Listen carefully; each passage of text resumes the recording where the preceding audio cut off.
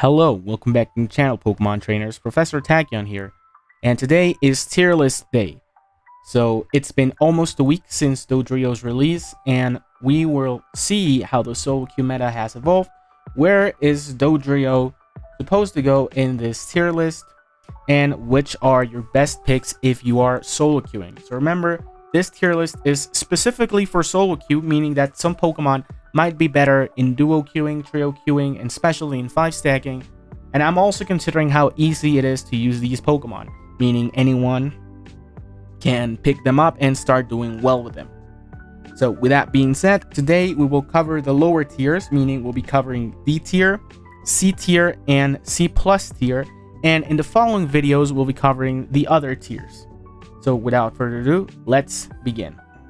So my number one pick for D tier, and D tier is not going to be that big, but there are just two Pokemon that I think for solo queue are very hard to use. Not necessarily because they are even bad, just because they were already hard to use in the last patch, in the last map specifically. But in this map, they just become harder to use because their utility is not that useful anymore, except for maybe one of these Pokemon. And also, they don't fit in the solo queue meta, or in general the meta, except with the exception of the second Pokemon. So the first Pokemon I'm talking about is Eldegoss. Now, Eldegoss is kind of okay.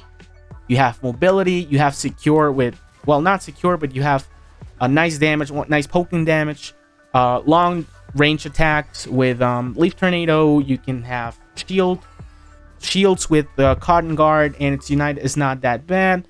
But overall, it feels like Eldegoss is a Pokemon that really, if you're solo queuing, you're gonna need your teammates to be doing everything, and you are occasionally going to support them, whether that is through your shields, through escaping with your Leaf Tornado, or securing with Leaf Tornado / your Unite move, or healing them with your Unite move. Otherwise, this Pokemon is really hard to use.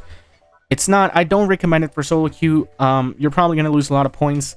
Not because this Pokemon is bad. Heck, you might even be good with this Pokemon. You might be the best Eldegoss out there, and still the struggle will be real. Eldegoss is a Pokemon that's better suited for communication. So if you're duo queuing, trio queuing, this Pokemon becomes better. But I still think there are way better options, even in 5 stacks and duo queue and trio queue. Regardless, if you are the best Eldegoss, go ahead, be my guest. But for anyone else, this Pokemon is going to be very hard to carry with. Well, you're not even carry with, just win games overall. Even if you're supporting the heck out of your teammates, if you're just there healing, allowing them to escape from situations, engage into situations, like, it's still hard. It's still really hard to win with this Pokemon. And that is why this Pokemon is going to be at the bottom of the barrel, at the bottom of D tier. The next Pokemon that I'm going to put in here that I personally think that is better for, in 5 stacks specifically, is going to be Hoopa. Now, Hoopa got an indirect nerf to its abilities. I'm talking about specifically its portals. So, it's an indirect nerf because you no longer heal as fast as you used to in your home base. The rate of healing per second is now drastically reduced. I'm not sure for how much, probably about 40 to 30% ish. So portals are not that amazing anymore. You can no longer push and then go heal it with your portal and then come back at full health. You're gonna be like at half health or 3/4 of health, which takes away a lot of the utility that Hoopa had. Hoopa Unbound is also not the greatest anymore because it used to be fantastic for Rayquaza fights. However, Rayquaza is not that impactful, and winning Rayquaza more often than not won't really guarantee you the game. I would say it's almost a 40 to 60% of the times the team that wins Rayquaza wins the game. So that 40% being the times that the team that gets Rayquaza wins, and 60 being that it doesn't matter. I've seen a lot of people try Trick with Hoopa instead. I think Trick's slightly better, but you have to be coordinated, because what you're trying to do is you're trying to use your Trick and your Phantom Force to engage in and out of situations. Also, because team fights are not really... I mean, they're still relevant, don't get me wrong, but it's not like... So in the last map, you would try to get every single objective, and you would try to win sap. So how you would win is having the better team fight, or flipping Zapdos. However, in this meta, flipping Zapdos is no longer a thing. Flipping Rayquaza is not necessarily the best strategy. And scoring is much more important. This Pokemon is still good if you're trying to push for Regieleki. I think if you're trying to use it for Regieleki secure, for making sure your teammates get Regieleki, then this Pokemon is great. But for solo queue, this Pokemon is just too hard. Too hard. People don't understand what this Pokemon do or how this Pokemon supports you, so they'll often just ignore it and don't take advantage of Hoopa's tools, whether that is portals or Trick. So overall, this Pokemon is really hard to use for solo queue. Again, for 5 stacks and duo queuing, trio queuing, this Pokemon becomes much better, much better. But for solo queue, this Pokemon is just too hard to carry with or just win any games with it. So moving up to the C tier, we're gonna start with a Pokemon that, in my opinion, well, in my last tier list was super down the list, was the worst Pokemon in my opinion. Surprisingly, now I think Crustle is somewhat better. And this is because actually Crustle's strategy of just scoring works. So in this new map, scoring is very, very important. And being able to roam around the map, collecting AS energy, winning as much farm as possible, stealing buffs from the opposing teams is incredibly important. Team fights are no longer that relevant, like I said before, or at least that impactful, especially the last one. And scoring and just keeping you ahead in the lead is really good if you're trying to win for solo queue. Specifically, yeah, in 5 stacks, this is also kind of true, but especially in solo queue, having a huge point lead coming into Rayquaza means that you don't have to worry about Rayquaza. Rayquaza becomes much more defendable, and the situation, even if you lose Rayquaza, becomes much more winnable. So Crustle can just roam around, CC a few people here and there, steal a lot of farm, and score and score. I'm not saying that this Pokemon is fantastic. There's a reason why it is in C tier, and that is because it still has all of its previous flaws, being that it's not really relevant for team fights. It's not really good for objective shredding. Like, you're not going to shred Regieleki with this, but you can push people away somewhat. I don't think this is exactly a defender. I think this is more of a roamer Pokemon. Heck, there was a joke in the early stages of the game where people used to say Crustle is a speedster, and in this case, Crustle does feel like the speedster role. A lot of speedsters do what Crustle tries to do, which is roam around the map, score, get farm, and get out. But unfortunately, because Crustle is not exactly a speedster, it doesn't do the job as well as other speedsters do. Regardless, if you're trying to have fun, I think this Pokemon is actually a very fun Pokemon to use. It's kind of okay. You're probably not gonna win games on your own. At least you're gonna need good teammates to know what they're doing and understand how the macro game works and understand how you are playing your Pokemon. I'm talking about Crustle, knowing that they shouldn't engage as much in team fights because they're always gonna be 4v5ing if the other team rotates towards the objectives. Regardless, Crustle becomes better now.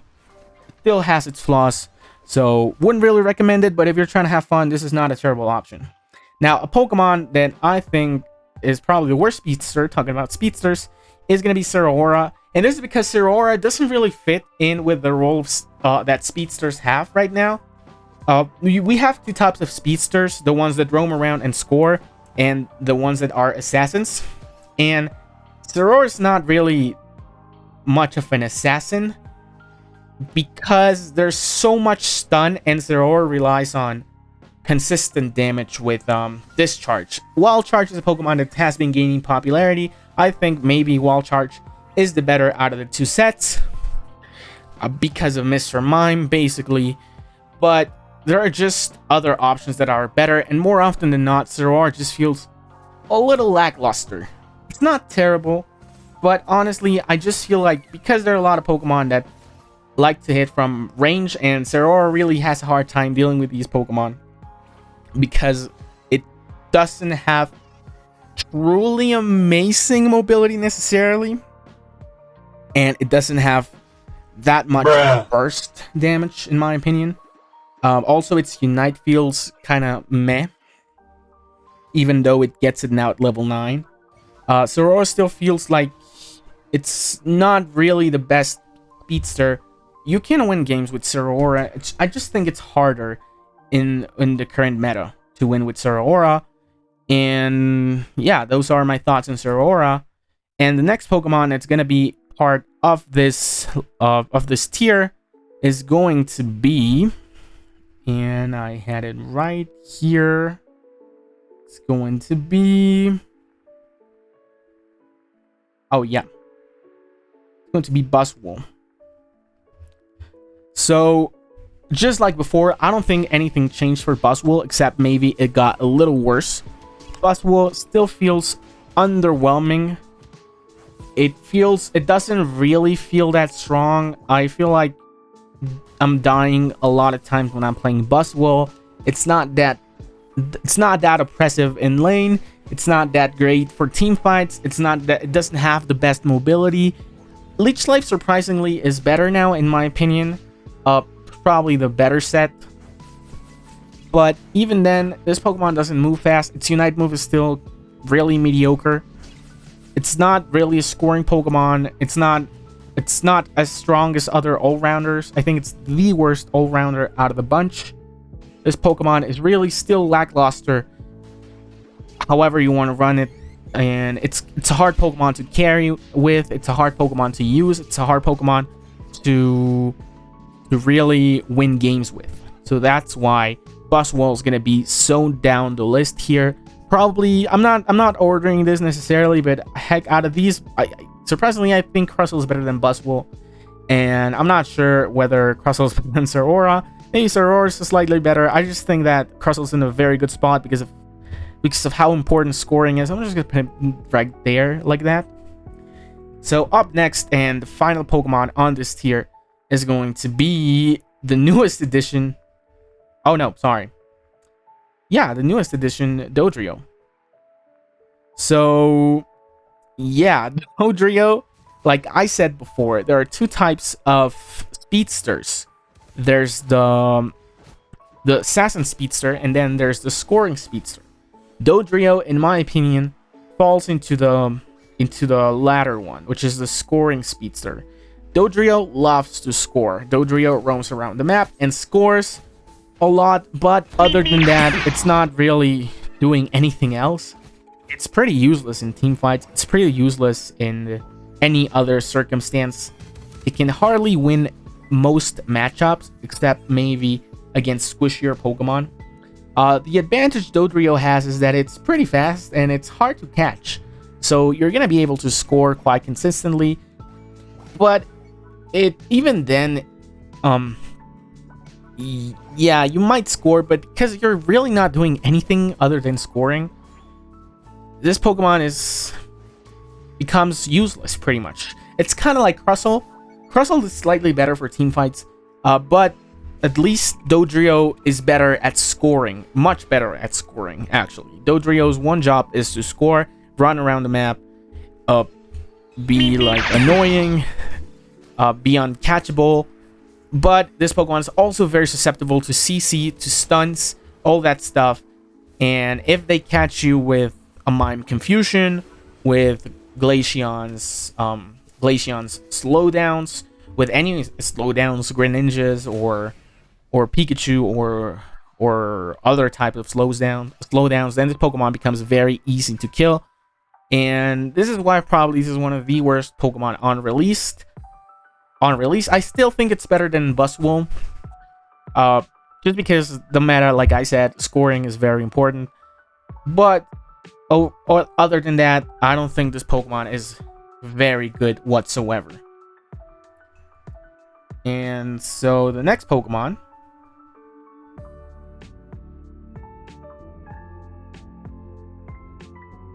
So we're gonna move up to the next tier here, and we're gonna start this next tier with Alolan Ninetales. Now, Alolan Ninetales is really overshadowed by pretty much every single other attacker. I think every other attacker does Alolan Ninetales work even better. If you're trying to stun with this Pokemon or CC, I think Delphox and Espeon do a better job. Even Duraludon and Pikachu do a better job.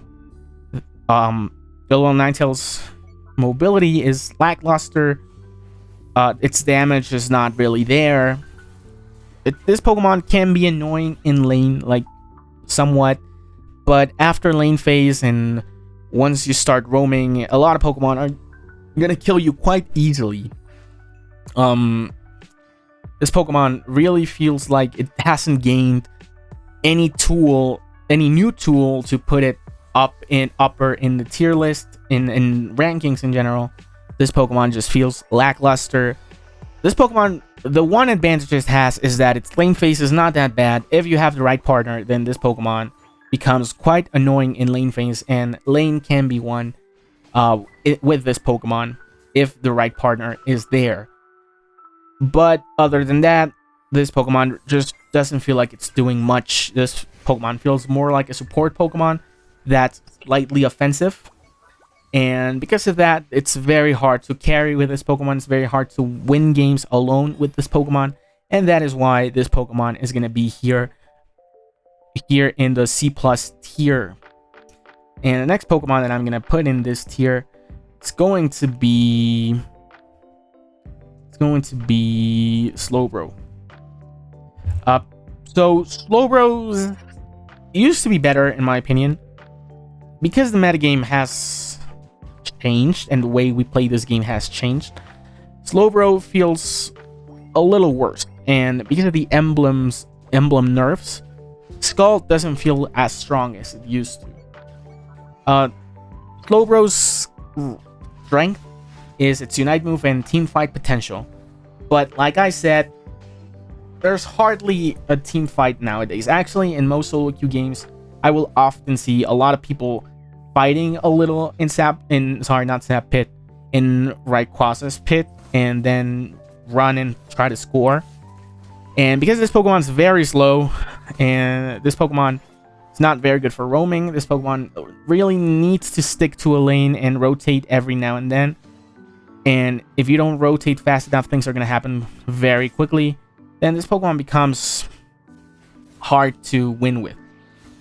It feels like a very supporty Pokemon, and it's not like it used to feel. It's not like it used to feel like before. I felt this Pokemon was more of an attacker. Now I don't feel this Pokemon's strengths are there. Regardless, this is still a strong defending Pokemon. So if you're trying to defend your lane, if you're trying to prevent them from scoring, this Pokemon's good for stalling time. If the opposing team has one Zapdos and you want to stall for time, you can telekinesis, you can slow them down with Scald, or you can just grab them with your Unite and you're gonna win time and you're gonna break those shields. So that's the reason why I put Slowbro higher than the other Pokemon, because it still does something, it's just not that reliable. And if you're trying to win solo queue games, then this Pokemon cannot really win games on its own. So that's going to be Slowbro. And the next Pokemon that I'm going to put in this tier is going to be a similar Pokemon, which is going to be Wigglytuff. So I love Wigglytuff. You all know that. Wigglytuff is probably one of my favorite Pokemon. I think this Pokemon is super fun. I'm trying Rollout at the moment, and Rollout just feels super fun to play. The plays you can make, if you can get creative with them, are very impressive, very flashy. That being said, it suffers from the same thing that it used to suffer from, which is lack of teammates taking advantage of your stunts or your support potential. The difference being that there are a lot of walls in this map. So rolling inside those walls, you can get some nice kills. So I think it's become better than it used to. And also because this Pokemon is still good for scoring and running away. Somewhat. I mean, not to the extent of Dodrio, but it's still a good scoring Pokemon. And it's good for defending too. This Pokemon is very good for defending. It's solid in team fights. Not the best, but not the worst either. Maybe for duo queuing, trio queuing, this Pokemon becomes much better. But it still suffers from the same problems it did in the last map, which is, like I said, lack of your teammates taking advantage of your tools. So on its own, it's not gonna win games. You're gonna need good partners, and it's just because of that Wigglytuff is down here, in my opinion. For if it were duo queue or trio queue or 5-stack, it'd be a tier or 2 higher. So yeah, with that said, let's move on to the next Pokemon. And that next Pokemon will be the last Pokemon in this tier, and that's gonna be Gardevoir. So what's the problem with Gardevoir? The problem with Gardevoir is that there are just way better options for jungle. And lane Gardevoir is still terrible. Probably one, if not the worst, laning Pokemon in the entire game. So this Pokemon has to be a jungler, and there's no other way around it. But there are just way better options for jungle.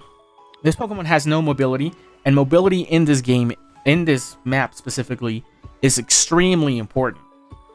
It has some stunts, and surprisingly, it still can do quite a lot of damage. But because there's a lot of assassin Pokemon out there roaming the map, this Pokemon can get easily picked. So this Pokemon will often die a lot. So it becomes free farms for most of the top choices in the meta at the moment. I still love Gardevoir. I still think its Unite is crazy, and it can be game-changing in the sense that you can be losing, but if you throw your Unite well enough, then you can turn around the tables. Gardevoir's Psyshock or Future Sight are still very good tools for damaging and very good for yanking. Yanking and to secure Altarias, or birds like they call them, is still good. Whether you're using Psyshock or Future Sight, still very nice. Not a bad jungler. It's just the fact that there are way better options, and the meta is definitely not favorable for Gardevoir. And also, let's remember that the emblems, the black emblems, got a nerf. Like, I mean, yeah, I guess the blue buff kind of compensates for that, even if it's now 10%. But this Pokemon just still feels a little chunky. That's the way I want to describe it. It feels chunky in a meta where being fast is the way to go. So, still, actually, surprisingly, you can carry games with Gardevoir. If you are playing a good enough Gardevoir, you can turn around the tables, you can win certain engagements. That's why it's at the top of the list. But it, like I said, it's very circumstantial. There are a lot of assassins out there. There are a lot of Pokemon that are trying to pick this Pokemon off. This Pokemon, it's very easy to exploit, and that is why this Pokemon is going to be at the top of the C+ tier. So these are the tiers, the low tiers. I'm not sure if I want to change anything. Maybe I'm being a little too harsh on Zeraora. I'm not sure if it's worse than Crustle. I might even say, yeah, it's definitely better than Dodrio. I'm not sure if I want to put it here or at the bottom here, because it does kind of does damage, right? It's just that there are better assassins out there. It's not that the Pokemon is terrible. I think I'd rather see a Zeraora than a Dodrio or a Crustle in my games. Definitely a Buzzwole. So yeah, I'm gonna put Zeraora at the bottom of C+ tier. Yeah, I think that's gonna be it for these first few tiers, the low tiers. In the next video, we'll be covering B and B+ tier, which is gonna be the mid-low and mid-tier. And with that being said, that's gonna be it for this video. If you enjoyed my video and you want to support me, please feel free to click the subscribe button and turn on notifications so that you know when part 2 of this video is coming out. So with that settled, thank you guys for watching. I appreciate your support. Feel free to comment down below if you agree with my placing of these Pokemon. And until next time, see ya.